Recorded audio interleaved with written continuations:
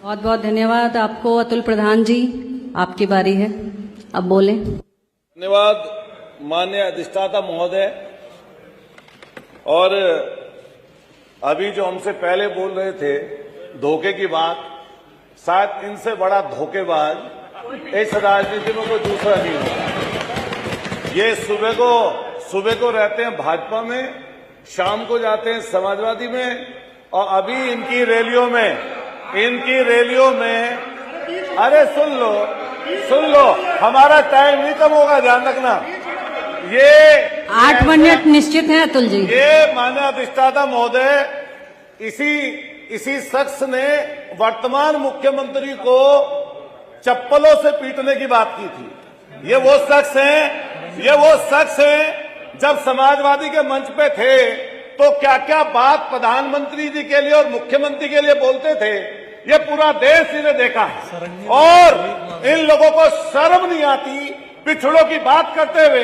ये वो पिछड़े लोग हैं जो पिछड़ों की बात करते हैं, ये जो भाषा है आप बोल रहे हैं का काम करते हैं। इसको निकाल दिया जाए, हमारे नेता के तरीका नहीं है माननीय। आप इस तरह की भाषा कृपया करके विधानसभा में इस्तेमाल ना करें, और जो भी आपत्तिजनक शब्द अतुल प्रधान जी द्वारा महिला सशक्तिकरण विषय है जी, महिला सशक्तिकरण विषय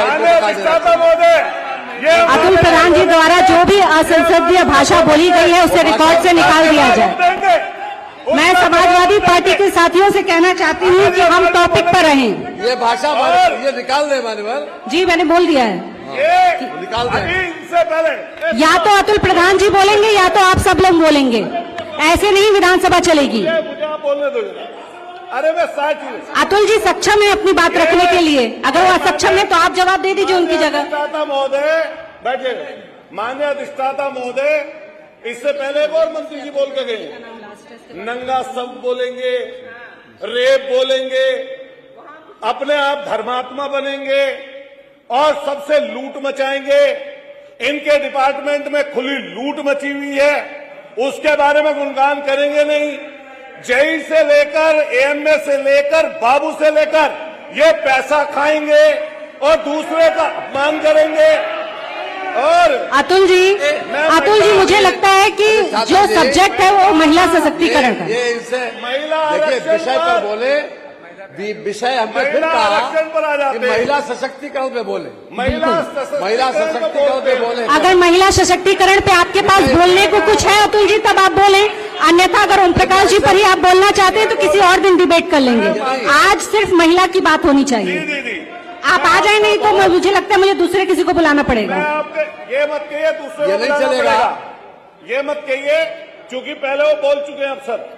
मैं माननीय अधिष्ठाता महोदय, महिलाओं के सम्मान में नारी मां है, नारी बहन भी है, नारी घर को चलाने वाली गृहिणी भी है।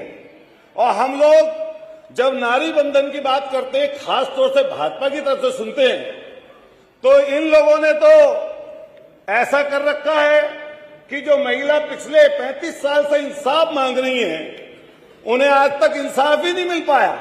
गुजरात से लेकर जगह जगह घूमती हैं हमारी माता समान, प्रधान सेवक के घर से, परिवार से, और उन्हें आज तक सम्मान नहीं दे पाए। इतना झूठ, इतना असत्य है इस महिला आरक्षण पर ये भाजपा की सरकार बोल रही है।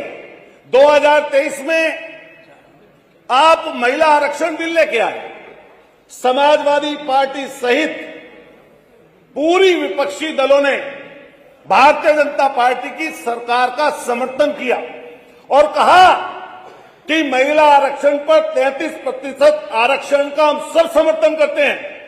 और 19 सितंबर 2027 में उसका समर्थन कर दिया, वो बिल पास हो गया। 2 साल नहीं 3 साल लगभग ये भारतीय जनता पार्टी की सरकार सोती रही, लेकिन इसने एक भी बार करवट नहीं ली। लेकिन जैसे ही पश्चिम बंगाल में चुनाव आया तो इनको याद आया कि महिला आरक्षण के नाम पर 2-2 तीर, एक तीर से 3-3 निशाने लगा लो।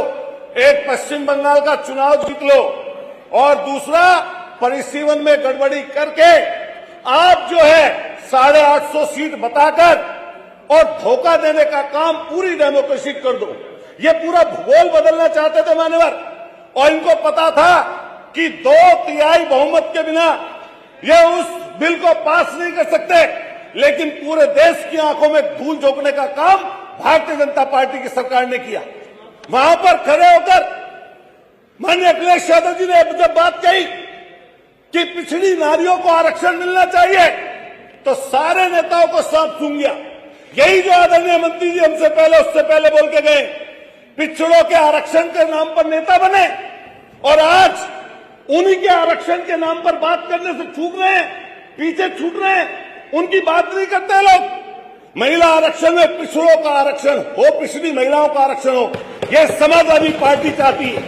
समाजवादी पार्टी चाहती है हमारी मुस्लिम बहनों को उसमें आरक्षण मिले, हमारी दलित बहनों को उसमें आरक्षण मिले, समाजवादी पार्टी चाहती है।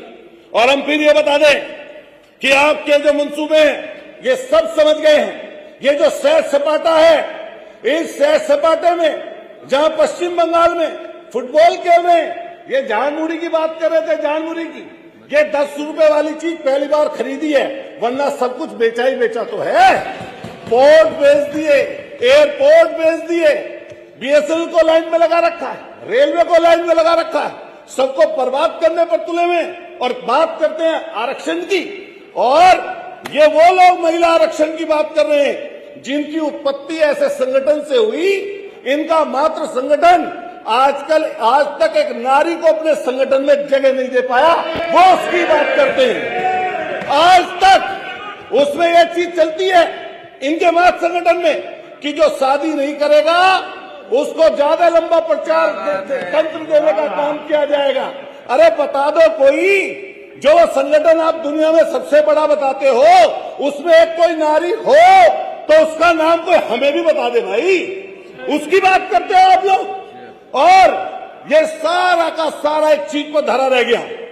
एप्स्टीन फाइल का नाम तो हम सब लोगों ने सुना है। उस एप्स्टीन फाइल के वो मंत्री आज भी मंत्री केंद्र में बने बैठे हैं, और इससे शर्म की क्या बात होगी कि पूरा नाम उनका आने के बाद में, और देश के प्रधान सेवक का नाम उसमें आने के बाद में, आज तक वो अपनी गद्दी पर बैठे हैं। इसको शेम करना चाहिए इन लोगों को।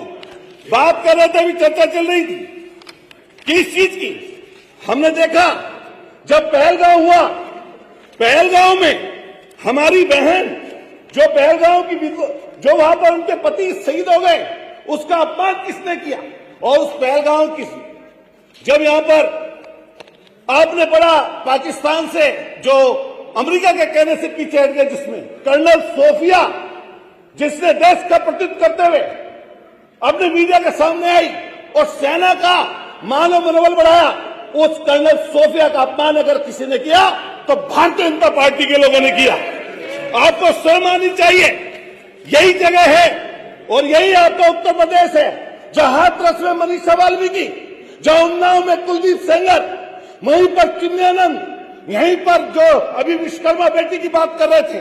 शर्म आनी चाहिए ऐसे लोगों को जो उस बेटी की हत्या को आज अपना जस्टिफाई कर रहे हैं और सरकार को आगे बढ़ाने की बात कर रहे हैं। कंक्लूड करें मानव पूरा समय जान दीजिए। हाँ, आपने 20 सेकंड है, 2 मिनट ज्यादा दिए। 20 सेकंड है, 20 सेकंड है। अतुल जी समय जा रहा है।